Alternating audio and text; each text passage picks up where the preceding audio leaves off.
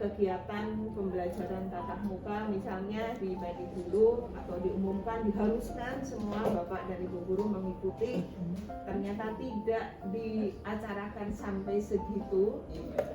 Kami amanat dari PKS kurikulum yang penting bisa menyampaikan, mengimbaskan kepada Bapak dan Ibu guru yang berkenan, yang bersedia. Walaupun sebenarnya saya pribadi kurang seret ya, dalam arti idealnya karena ini informasi yang baru yang harus diimbaskan kepada satu-satunya Bapak dan Ibu guru supaya bisa mengupdate informasi, syukur bisa mengikutinya, ya idealnya semua bisa mengikuti kegiatan. Tapi apa daya, karena dari membuat kebijakan tidak memberikan izin supaya kegiatan belajar mengajar tetap jalan, ya sudah kita ikuti saja yang ada, yang bisa, yang longgar saja.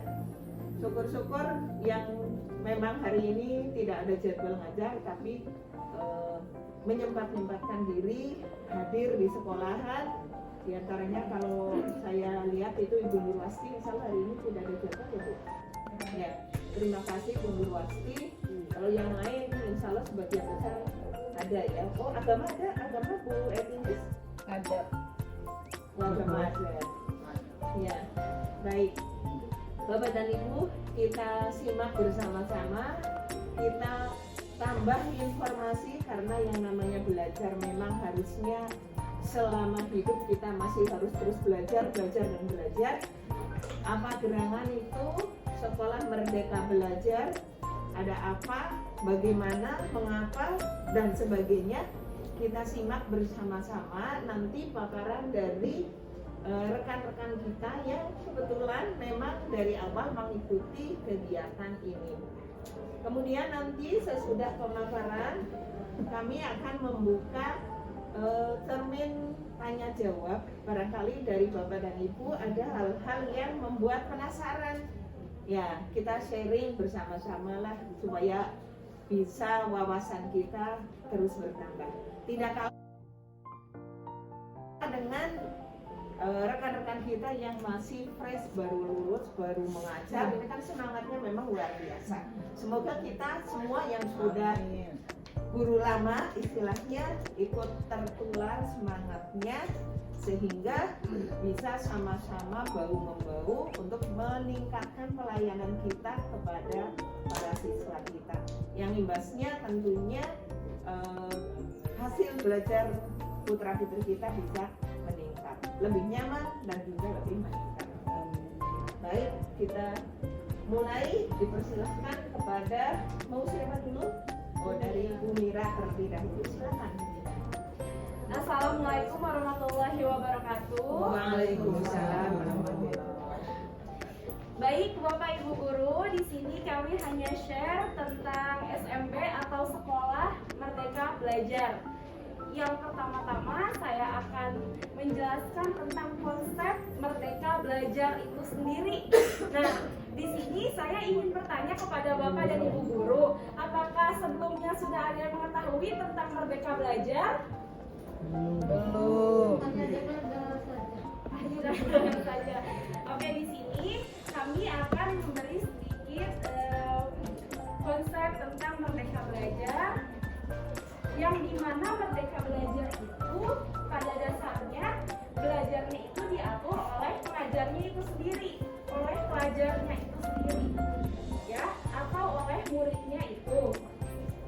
Di dalam Merdeka Belajar mempunyai unsur-unsur pokok yang melibatkan murid dalam menentukan tujuan, lalu dalam memilih cara untuk belajarnya, karena pada dasarnya seorang murid itu masing-masing murid itu mempunyai caranya sendiri untuk belajar. Mungkin ada yang bisa menangkap melalui pendengaran, ataupun mendengarkan saja, ataupun murid hanya bisa membaca, murid hanya bisa melihat video, atau sambil mendengarkan lagu. Beda-beda ya Bu ya. Nah, dan yang terakhir melakukan refleksi dari proses dan hasil belajarnya itu sendiri. Nah, di dalam konsep belajar Merdeka Belajar ini mempunyai administrasinya di dalamnya seperti RPP. Nah, sebenarnya RPP yang biasa dan RPP Merdeka Belajar itu hampir sama, tetapi yang membedakannya itu di kegiatan inti, lebih kepada strategi student center ataupun lebih memihak kepada muridnya.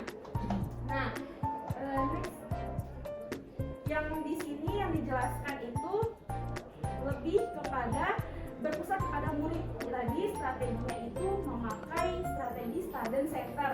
Bisa juga pendekatannya selain pendekatan saintifik, ya, karena di sini pendekatan saintifik itu di dalam Merdeka Belajar mempunyai asesmen formatif yang dimana mempunyai level kesukaran atau menilai berpikir tingkat tinggi. Nah, selain pendekatan saintifik, RPP Merdeka Belajar memakai pendekatan multiple intelligency yang mempunyai 6 faktor.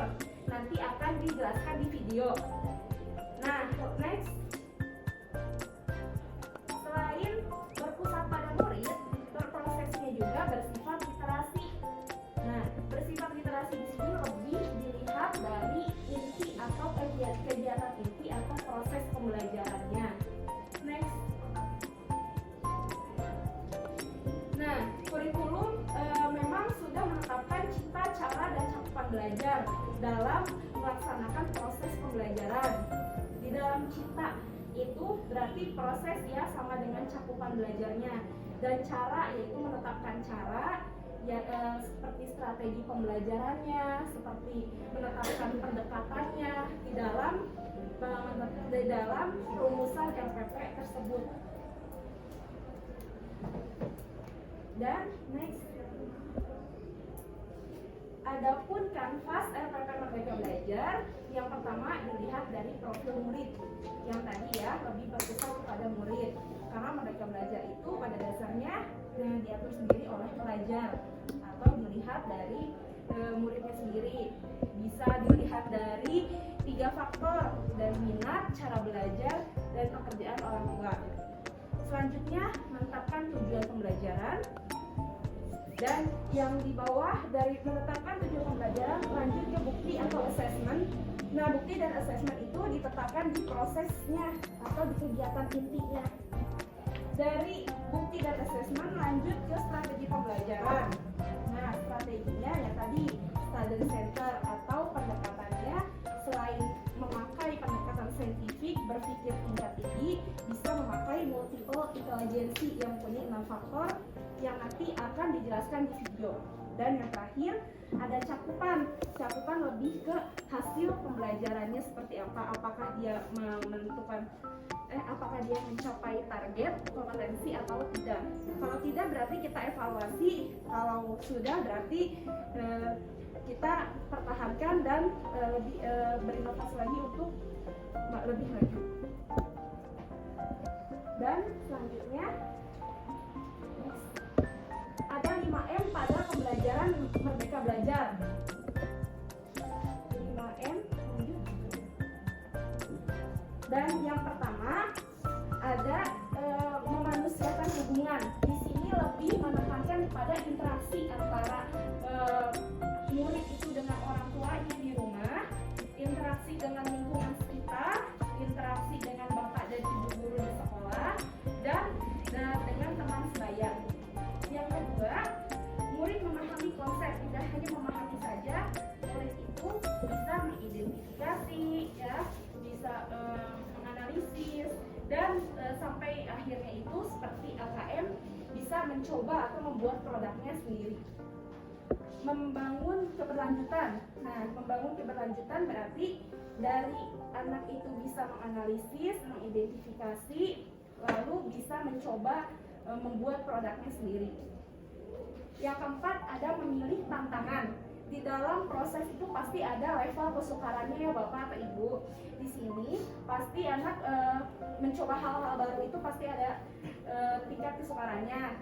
Nah, karena adanya assessment formatif yang nanti akan dijelaskan oleh Pak Edi Sofyan, nanti di sini Merdeka Belajar itu bisa menilai level berpikir tingkat tinggi melalui AKM tersebut.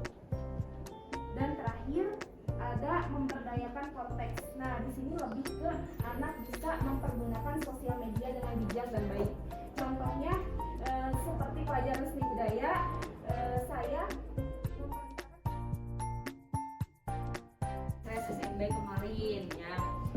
Nah, barusan sudah dipaparkan oleh Ibu Mira ya bagaimana konsep RPP Merdeka Belajar, konsep RPP secara daring ya, kemudian juga tadi sudah dipaparkan dari Ibu Mira gitu ya, bahwasannya RPP itu jangan sampai memberatkan kepada kita sendiri ya. Kemudian RPP juga kita harus melihat dari profil muridnya tersendiri yang harus bisa jangan menyamaratakan ya kembali ya, karena kan murid itu beda-beda, ada yang ABK gitu ya dan mempunyai keterbatasannya. Nah, barusan juga sudah diulas ya sama Ibu Mira mengenai 5M pada pembelajaran Merdeka Belajar, tetapi 5M di sini diterapkan pada RPP. Nah, sekarang saya akan lebih mengulas 5M ya pada proses pembelajaran ya. Kalau singkatnya PJJ. Apa saja Ibu Pur 5M itu? Apa saja pengaplikasiannya? Nah, yuk kita sharing, kita bahas sama-sama. Balik yuk Bu Yunis. Nah, di sini ada kondisi pembelajaran jarak jauh saat pandemi corona berlangsung. Nah, kondisi pembelajaran sebelum dan pada saat pandemi corona Ibu Bapak. Nah, sebelum pembelajaran jarak jauh, kemudian setelah adanya kasus corona. Nah, bisa dilihat juga nanti ya kasusnya Yunis. Nah, sebelum pembelajaran jarak jauh, fokus pada kebutuhan belajar murid. Nah, tentu saja kita fokus ya dengan segala keterbatasannya. Nah, setelah adanya corona ini, fokus pada kebutuhan belajar dan kebutuhan psikologis murid. Nah, contohnya seperti apa? Ketika sudah corona ini, memang pada dasarnya kan murid itu mempunyai keterbatasannya, ada yang ABK dan lain sebagainya. Kita juga harus memikirkan dan melihat psikologis murid tersendiri. Nah, contohnya ada murid saya yang kelas 9, ya ada ABK. Juga harus bisa cari cara nih bagaimana menangani si murid tersebut. Nah, kemudian juga membantu murid menguasai tujuan belajar nih pada saat sebelum PJJ. Nah, setelah PJJ nih Bu, nah membantu murid dalam situasi sulit dengan tetap menguasai tujuan belajar minimal. Nah, dilanjut. Nah, ini kemudian ada murid mempunyai akses sumber belajar yang relatif merata sebelum PJJ.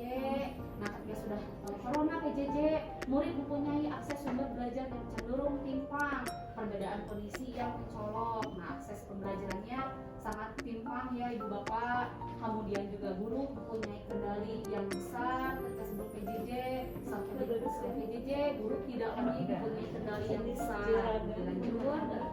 Nah, kemudian juga ketika sebelum pembelajaran jarak jauh menggunakan cara-cara belajar biasa yang kita terapkan pada mode pembelajaran seperti mode pembelajaran profesional, picture in picture dan lain sebagainya. Ketika sudah PJJ nih pada saat corona menggunakan cara-cara belajar yang baru. Nah, yang kita gali, yang kita dapati nih Bu Bapak. Next. Nah, ini ada panduan pembelajaran jarak jauh bagi guru di situasi wabah virus corona. Nah, dengan cara pembelajaran 5M yang tadi saya sebutkan. Kalau yang tadi yang sudah dipaparkan oleh Bu Mira, 5M-nya pada RPP. Nah, kalau saya akan lebih ditekankan pada PJJ pembelajaran jarak jauhnya nih 5M-nya. Nah, kita simak bareng-bareng. Nah, di sini 5M-nya ada memanusiakan hubungan. Nah, jadi memanusiakan hubungan itu ya. Jadi memanusiakan hubungan ini praktik pembelajaran yang dilandasi orientasi pada anak berdasarkan relasi positif yang saling memahami antara guru, murid, dan orang tua. Jadi pada dasarnya ya kita juga harus saling memperhatikan kondisi murid dan melibatkan peran orang tua dalam setiap proses pembelajaran. Jadi adanya feedback lah kalau istilahnya tuh pada memanusiakan hubungan ini antara orang tua, siswa, serta guru. Seperti itu. Dilanjut Bu Yunis yang kedua. Nah, yang kedua di sini ada memahami konsep Ibu Bapak. Nah, pada memahami konsep ini praktik Saya di sini akan menjelaskan sedikit tentang asesmen formatif dan merdeka belajar. Memahami asesmen formatif merdeka belajar apa itu? Nah, di sini Bapak Ibu lihat, di sini ada alur tentang konsep asesmen. Ya, ini untuk semua terhadap dan sebagainya. Nah, ini untuk asesmen yang pertama untuk proses belajar menggunakan asesmen formatif ini memang sangat sulit sekali ya. Tapi kalau kita belajar ini insya Allah akan bisa ya semuanya terhadap dan untuk sebagainya. Proses belajar ini semuanya berlaku untuk semuanya.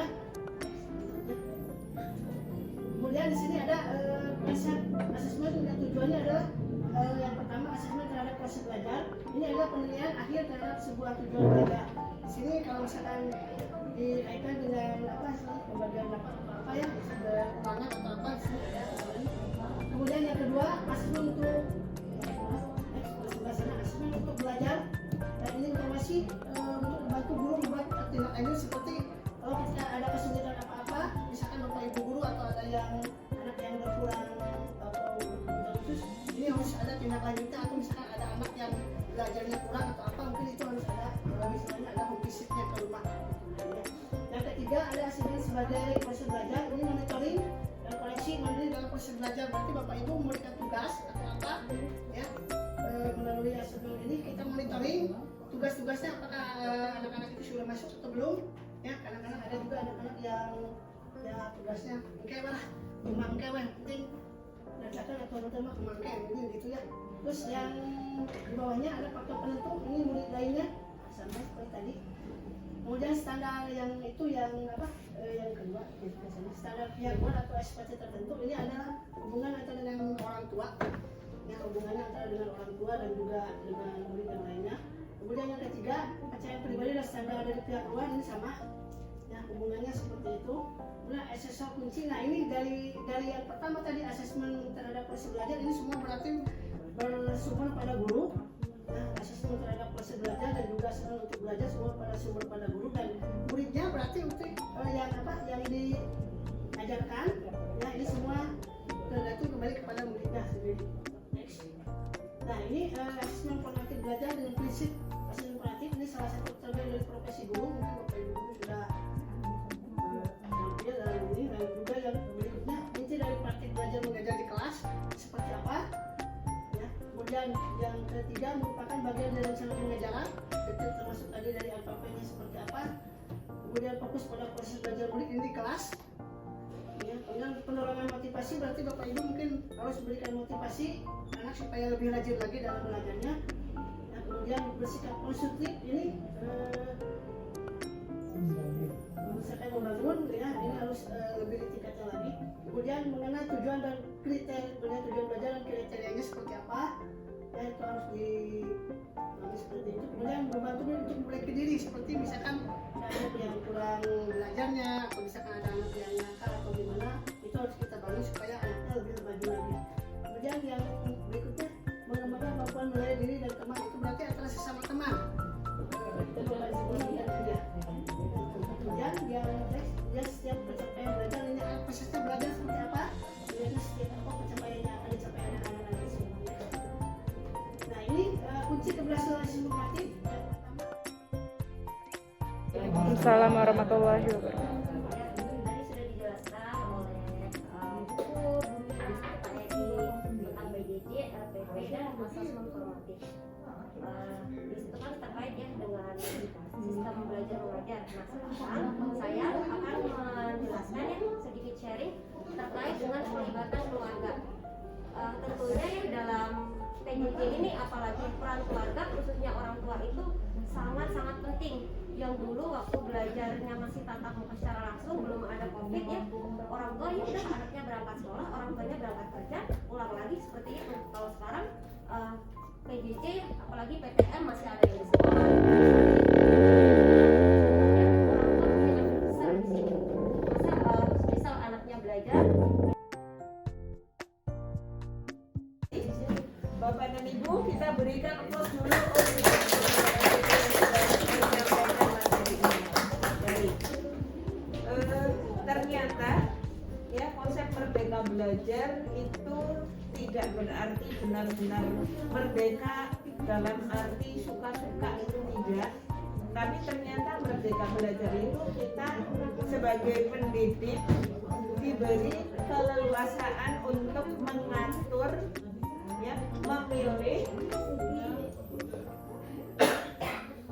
apa yang akan kita sajikan pada anak didik kita supaya bisa tepat sasaran. Ya, baik Bapak dan Ibu, Merdeka Belajar tadi sudah dikupas dengan jelas, mulai dari konsepnya, kemudian persiapannya, RPP-nya harus bagaimana, kemudian pas pelaksanaannya, ya pelaksanaannya sampai dengan asesmennya atau penilaiannya, dan bahkan yang terakhir dihubungkan dengan yang biasa dilaksanakan oleh bimbingan dan konseling. Kita mau tidak mau memang harus melibatkan orang tua, ya, peran orang tua, karena bagaimanapun juga keberhasilan pendidikan anak didik kita adalah tanggung jawab bersama antara pihak sekolah, yaitu berarti guru dan juga orang tua. Baik, Bapak dan Ibu, kita membuka kesempatan. Silahkan Bapak dan Ibu, untuk termin pertama saya buka untuk 3 orang penanya. 3 orang penanya, silahkan. Ya, yang pertama dari Bu Hajah Etiyati, silahkan. Assalamualaikum warahmatullahi wabarakatuh. Waalaikumsalam. Terima kasih sekali ibu-ibu, adik-adikku sekalian yang luar biasa. Saya tidak bertanya, tapi ketika RPP ditampilkan, saya sedang di luar. Ketika itu sedang pemilihan proses. Jadi kalau boleh nanti untuk contoh RPP Merdeka Belajar di-sharing kepada kami ya, supaya kami tahu seperti apa. Mohon maaf karena tidak bisa mengikuti tadi. Jadi contoh seperti apa nanti tolong di-sharing ke kami. Itu saja mungkin karena tadi tidak bisa mengikuti. Terima kasih. RPP Merdeka Belajarnya. Oke, siap. Ya, terima kasih. Itu saja. Dari yang lain silahkan Bapak dan Ibu. Pak Abdul Aziz, Pak Akif, ya silakan. Terima kasih.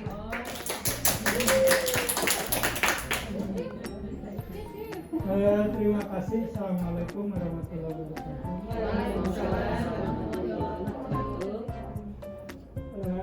Kan yang menjelaskan rata-rata anak muda ya Bu ya. Jadi pertanyaan ini mungkin sudah dijelaskan, tapi kan karena anak muda itu cepat Bu, strateginya berlari gitu ya. Sementara saya ngarayal. Kan Pak juga masih muda Pak. Sehingga perlu ditanyakan gitu ya, terutama buat saya sendiri. Ini tentang keterlibatan orang tua gitu ya. Yang lain yang duluan tuh saya belum tahu. Selalu cepet. Ini tentang keterlibatan orang tua gitu ya. Kan di masyarakat Indonesia itu pendidikannya berdasarkan survei tahun 2018 di Indonesia itu baru 8,6 tahun, berarti setingkat SMP gitu ya. Nah ini korelasinya dengan keterlibatan orang tua, kemudian juga tingkat kesejahteraan yang masih jomplang gitu. Nah berlatar belakang itu begitu ya, bagaimana kita mengedukasi orang tua atau mensosialisasi bahwa pendidikan itu tidak semata-mata tanggung jawab sekolah begitu, tapi juga tanggung jawab orang tua. Itu barangkali Bu. Baik, langsung saja mungkin ya, langsung atau mau ditambung lagi? Oke, ditambung dulu. Satu lagi, silahkan Bapak dan Ibu. Ada? Baik, sambil menunggu Bapak dan Ibu menemukan pertanyaan yang bisa kita bahas bersama-sama, silahkan untuk mengefektifkan waktu dibahas saja. Jawab. Untuk pertanyaan pertama Bu Etiati, kami akan menjawab pertanyaan Bu Etiati tentang pembentukan RPP Merdeka Belajar. Akan kami sajikan satu video untuk menetapkan tujuan, asesmen kompetensi untuk menetapkan RPP Merdeka Belajar. Ada di video yang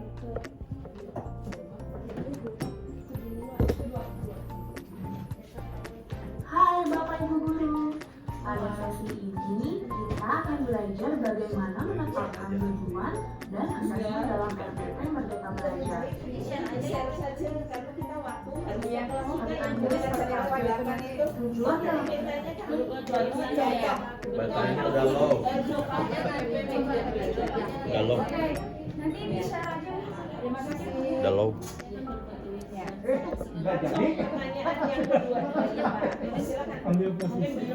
Iya, mungkin juga bisa ditambahkan oleh bapak ibu guru lainnya yang mungkin sudah berpengalaman terkait dengan pelibatan orang tua begitu. Memang di sini susah ya untuk mengedukasi gitu, mengedukasi orang tua, kesadaran orang tua bahwasanya siswa itu juga tanggung jawab ya, tanggung jawab orang tua bukan hanya tanggung jawab guru. Bahkan ketika diadakan mungkin rapat bersama orang tua, ketika sudah diedukasi, sudah diberikan pengarahan, tetapi tetap saja gitu tanggung jawabnya ya udah tanggung jawab guru, bukan tanggung jawab orang tua. Ada yang berpikir seperti itu karena memang tingkat pendidikan lah, kita berbicara tingkat pendidikan ataupun latar belakang orang tua itu sendiri. Ketika disebutkan materi yang mungkin matematika, bahasa Inggris dan yang notabene tidak orang tua pun tidak mengerti gitu apa yang diajarkan gitu. Ya seperti itulah. Jadi kadang-kala emang adanya jomplang gitu. Ketika sudah di rumah orang tua pun juga tidak mengerti apa yang harus dilakukan gitu. Jadi mereka pasti berpikir oh ini udah tanggung jawab dari guru. Mungkin ada juga orang tua yang berpikir oh ya udahlah ini untuk menambah, mungkin anaknya bisa dileskan seperti itu. Mungkin bisa dikasih tambahan pelajaran. Bahkan ada yang kontak gurunya Bapak Ibu, mungkin ada yang membuka bimbel di luar seperti itu. Mungkin ada tambahan lagi dari Bapak Ibu terkait edukasi pendidikan, bukan hanya tanggung jawab guru ya Pak, tapi tanggung jawab orang tua gitu. Mungkin ada tambahan lagi dari teman-teman. Saya juga maksudnya masih minim ya Bapak terkait materi ini, sebenarnya masih minim sekali. Mungkin saya juga perlu edukasi lagi ke Pak Apit bahkan terkait materi ini, yaitu pelibatan orang tua, karena Bapak kan humas ya, lebih langsung siap lah ya.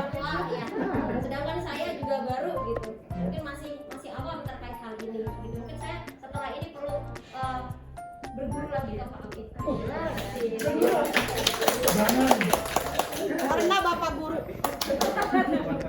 Ya, saya menambahkan mungkin untuk terkait mengedukasi orang tua ya, mengajak supaya orang tua itu ada kepeduliannya, ada kesadarannya bahwa tanggung jawab keberhasilan pendidikan putra putrinya itu adalah tanggung jawab bersama. Mungkin dari pihak sekolah ketika awal tahun ajaran baru biasanya kan ada rapat orang tua ya. Nah mungkin dari pihak sekolah ketika rapat itu kan ada beberapa yang dibahas. Nah sisipkan salah satunya, agendakan, sampaikan materi tentang tanggung jawab bersama terkait pendidikan anak-anaknya. Mungkin itu. Mungkin atau ada lagi Bapak dan Ibu yang akan bertanya? Tapi mungkin juga ada kan, biasanya juga ada tuh dari dinas, mungkin ada acara parenting untuk orang tua seperti itu, mungkin ya itu bisa diikutkan untuk orang tua. Ya kemarin ada ya, Ya, di sharing. Ya, ya. selama ini saya belum mendengar. Ya maksudnya dari dinas itu baru mengadakan acara itu, mungkin karena adanya pandemi jadi baru ada. Yang sebelumnya tidak ada. Paling juga program hebat ya dari BK itu yang kerjasamanya hanya dengan anak-anak, tidak dengan orang tua. Baik, Bapak dan Ibu mungkin masih ada yang membuat Bapak dan Ibu penasaran, mumpung masih ada, mumpung adik-adik kita ini masih berkumpul di sini, silakan boleh disampaikan sharingnya. Baik, ada atau tidak Bapak dan Ibu? Boleh.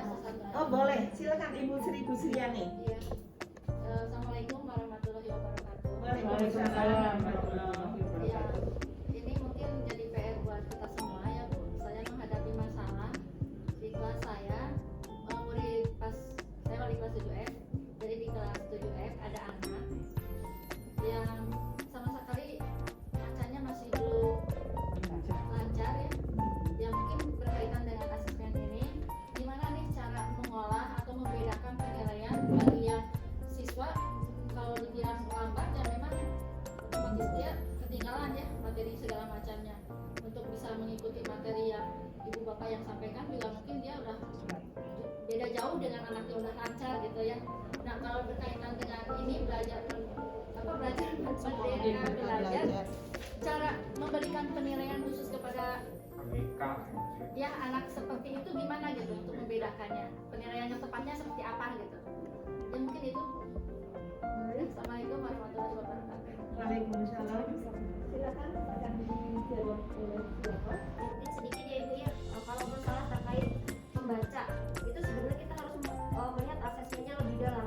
Oh anak ini tuh perlu dilihat riwayatnya mungkin dari SD ini anak ini punya keterbatasan apa, karena kalau semisal kita mendiagnosis dia disleksia, disleksia kan salah satu ABK ya, bukan ABK sih, adalah keterlambatan belajar terkait dengan membaca dan berbicara begitu. Jadi tentunya terima kasih sekali ya untuk Bu Sri sudah menyampaikan kepada kami. Jadi kami dari tim BK bisa langsung gercep untuk menangani anak tersebut gitu ya. Karena kami juga perlu informasi ya Ibu. Jadi mungkin nanti perlu adanya asesmen lebih lanjut ya terkait yakni asesmen untuk mengetahui apa sih sebenarnya masalah dari anak itu, kesulitan membacanya itu karena apa, atau karena memang adanya latar belakangnya seperti apa, atau mungkin memang itu kesulitan dia karena adanya disleksia mungkin seperti itu. Tapi kami tidak bisa memutuskan ya atau mendiagnosis dia gitu, karena perlu adanya tes atau tes psikologis yang lebih lanjut begitu Ibu. Yang mungkin nanti penilaiannya gimana gitu membedakan antara yang dia seperti itu dengan yang kalau biasa. ada beberapa, mungkin kalau ciri-cirinya mungkin ada yang tidak bisa membedakan antara B dan B kebalik seperti itu. Ada beberapa yang seperti itu. Itu menulisnya atau hanya menulis atau membaca saja Ibu? Biasanya ada cuma yang tahu membaca. Oh membaca, biasanya ada hubungannya antara menulis dan membaca. Biasanya kebalik-balik antara D dan B, untuk huruf E dan huruf apa itu kebalik-balik. Itu biasanya perlu adanya asesmen lebih lanjut. Mungkin nanti kami dari tim BK akan langsung menangani seperti itu. Nanti tindak lanjutnya